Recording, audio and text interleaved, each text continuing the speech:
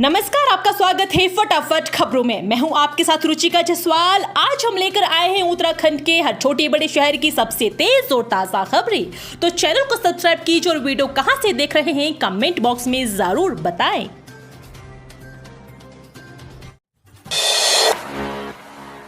प्रदेश के लिए 2447 करोड़ की परियोजनाओं का एडीबी से हुआ अनुबंध। इस शहर में बनेगा नमो भवन।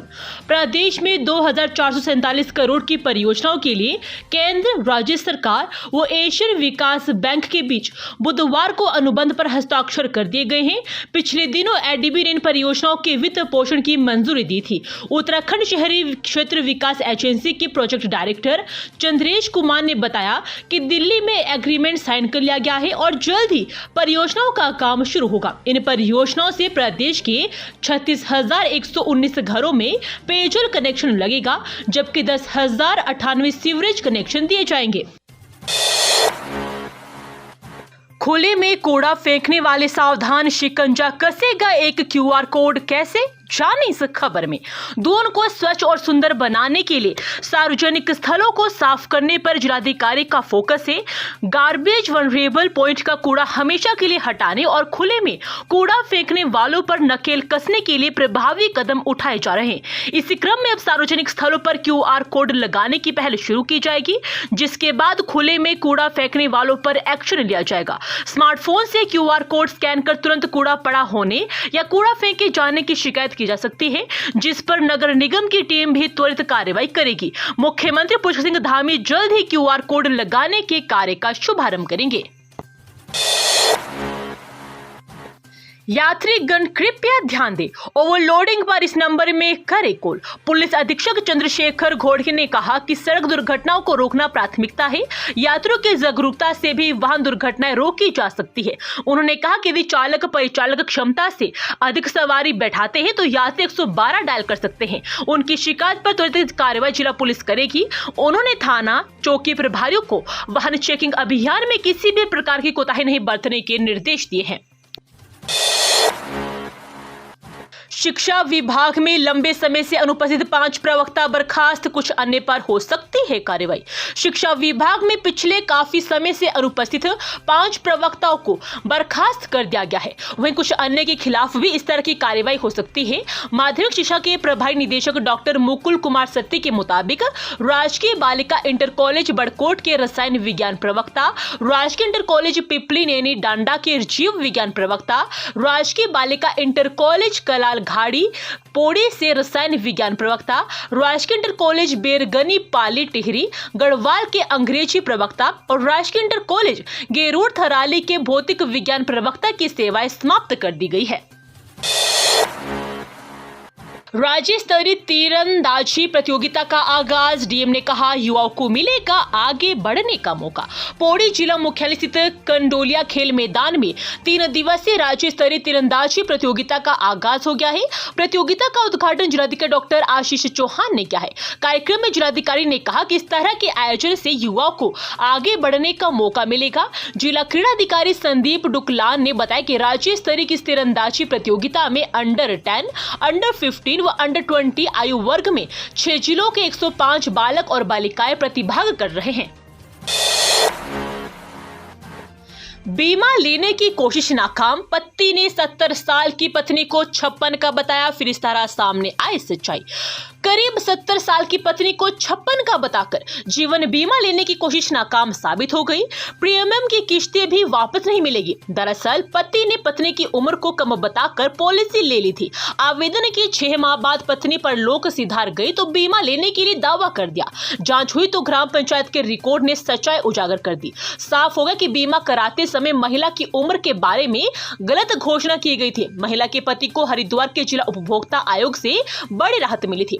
जिला आयोग ने मृतका के पति के दावे को सही मानते हुए भारतीय जीवन बीमा निगम को 50,000 रुपए मुआवजा 6% ब्याज के साथ जमा करने का आदेश दिया था।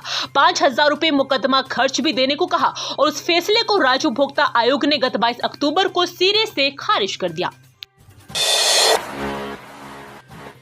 Hub pharmaceutical and research centre में एलपीजी सिलेंडर लीक होने से लगी आग, 9 कर्मचारी बुरी तरह झुलसे। देहरादून में औद्योगिक क्षेत्र सेलाकुई की फार्मा सिटी में hub pharmaceutical and research centre में एलपीजी सिलेंडर में अचानक लीकेज से आग लग गई। वहीं कई और सिलेंडरों ने भी आग पकड़ ली। इस दौरान फैक्ट्री में कार्य कर रहे 9 कर्मचारी आग की चपेट में आ गए और बुरी तरह झुलस गए। मौके पर पहुंचे अग्निशमन कर्मियों ने आग से झुलसे हुए कर्मचारियों को फैक्ट्री से बाहर निकाला और सभी घायलों का ग्राफिक एरा अस्पताल में उपचार चल रहा है। करीब 3 घंटे में 3 वाहनों की मदद से अग्निशमन विभाग ने आग पर काबू पाया। सहसपुर विधायक सहदेव सिंह पुंडी ने भी मौके पर पहुंचकर घटना और रेस्क्यू अभियान की जानकारी ली। दिल्ली पिथौरागढ़ के लिए विमान सेवा शुरू, यात्रियों को लेकर पहुंचा जहाज, फूल माला पहनाकर किया स्वागत। आखिरकार पिथौरागढ़ जिले से दिल्ली के लिए सीधी विमान सेवा शुरू हो गई है।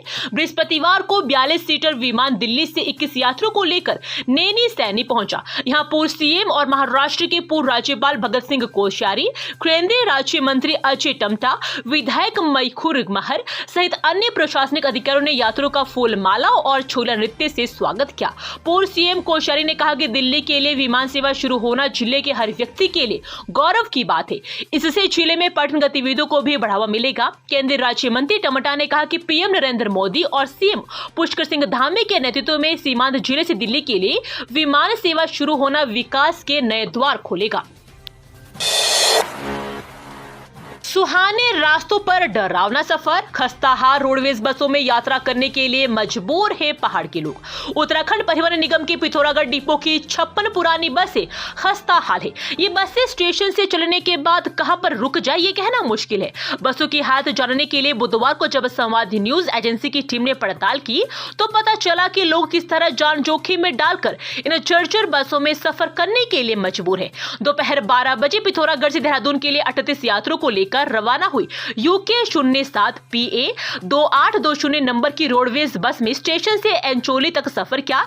इस दौरान चालक परिचालक यूनिफॉर्म में थे और बस में फर्स्ट एड बॉक्स की उपलब्ध था।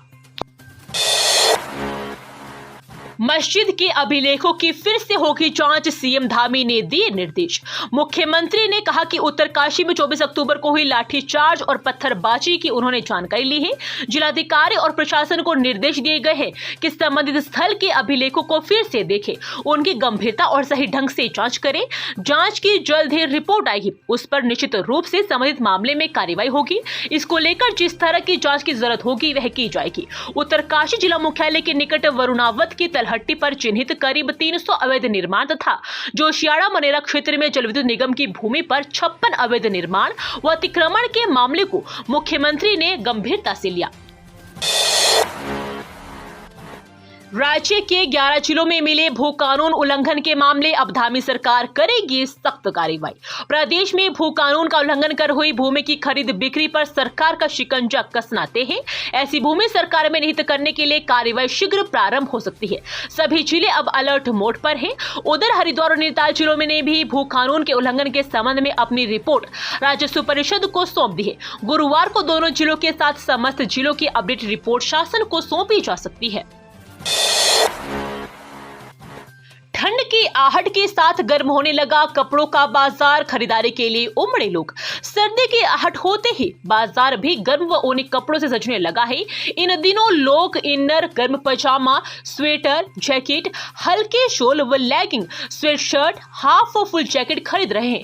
कई जगहों पर सेल लगाई है जिसका लोग लाभ भी उठा रहे हैं। लोग बाजार जाकर नए ट्रेंड को लेकर दुकानदारों से मांग कर रहे हैं। इसके लिए भी मौसम को देखते हुए नए ट्रेंड के कपड़े भी दुकानों में सजाने की तैयारी चल रही है। महीने की शुरुआत से ही ठंडक का एहसास होने लगा है। सुबह शाम की ठंडक ने लोगों को गर्म कपड़े पहना दिए।